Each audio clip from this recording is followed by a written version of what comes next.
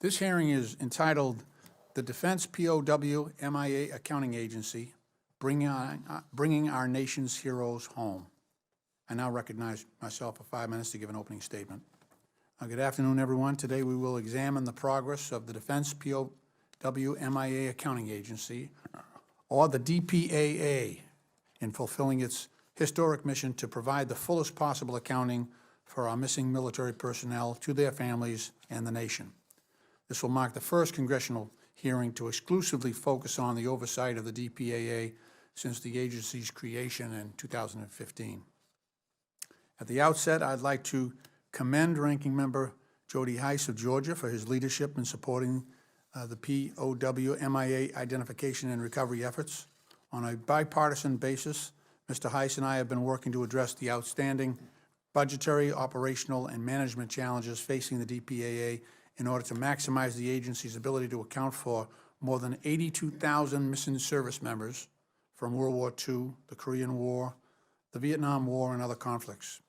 In September, Mr. Heiss's staff joined me on a congressional delegation to visit the DPAA headquarters and skeletal identification laboratory located on Joint Base Pearl Harbor, Hickam Airfield, to receive a mission update from Deputy Director Rear Admiral John Kreitz.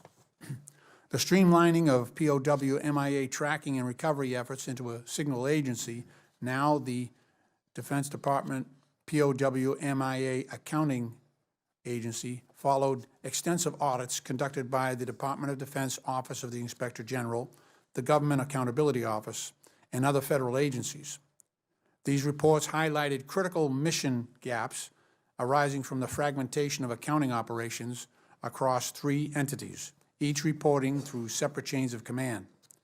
In response to bipartisan concerns over the lack of clearly defined mission, inconsistent policies, indeterminate resources, and other obstacles facing the accounting community, Secretary of Defense Chuck Hagel and Congress mandated the creation of a single organization to lead a renewed effort to identify and recover the remains of missing American military personnel. To the credit of the agency leadership, since 2015, the DPAA has taken meaningful steps towards refining its mission, unifying agency functions and personnel, and augmenting its accounting and recovery operations. With 218 recorded identifications in fiscal year 2019, DPAA reports that it exceeded the previous high annual total recorded by the agency or its predecessor organizations.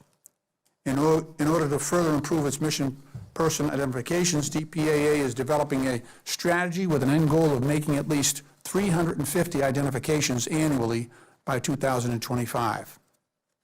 To this end, the agency plans to continue expanding its disinterment operations. In December of last year, the DPAA commenced a large-scale, multi-phase disinterment project for 652 sets of remains of American servicemen buried as unknown soldiers at the National Memorial Cemetery of the Pacific, also known as the Punch Bowl. DPAA is also reinforcing its mission through diplomatic partnerships with 46 host nations and collaborating with veteran service organizations, nonprofit institutions, and other private sector entities.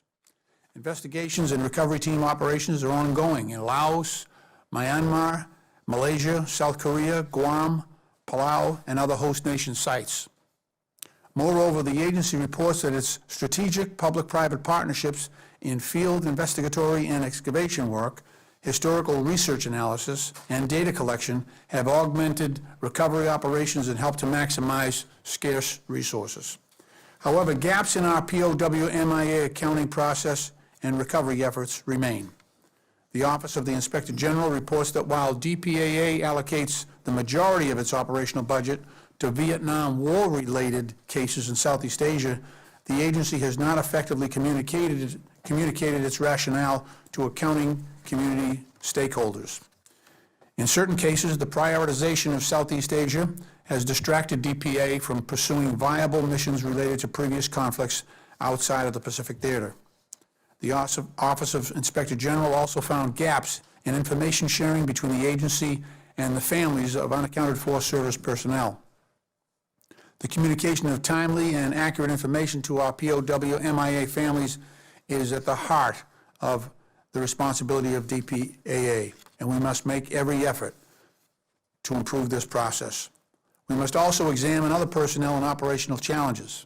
For example, mandatory furloughs of Department of Defense civilian employees in previous years have suspended the search and recovery missions of DPAA's predecessor agencies and brought them to a virtual halt. Given that agency anthropologists, life support analysts, and other civilian workers were forced to take monthly furlough days, they could not participate in operations that typically last over a month. Delays are also problematic because the extreme conditions during the rainy seasons in places like Vietnam and Laos provide a limited window of opportunity to conduct recovery operations. So in order to ensure the continuation of DPAA missions in the event of future budgetary uncertainty, earlier this month, I introduced H.R. 4879, the Defense POW MIA Accounting Agency Support Act, to exempt DPAA civilian employees who are deployed on recovery missions from furloughs.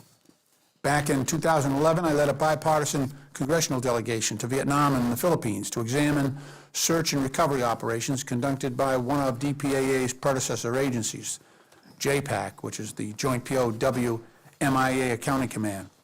I recall that our counterparts from the Vietnam Office of Seeking Missing Persons and the Philippine government repeatedly expressed their great admiration for the United States for its unwavering national commitment to leaving no service member behind. It's our collective determination as a nation to bring America's heroes home that guide this subcommittee's oversight in this area. I'd like to thank our witnesses for their willingness to appear and to help this committee with its work. And at this point, I'd like to yield to the ranking member from Georgia, Mr. Heiss, for 5 minutes.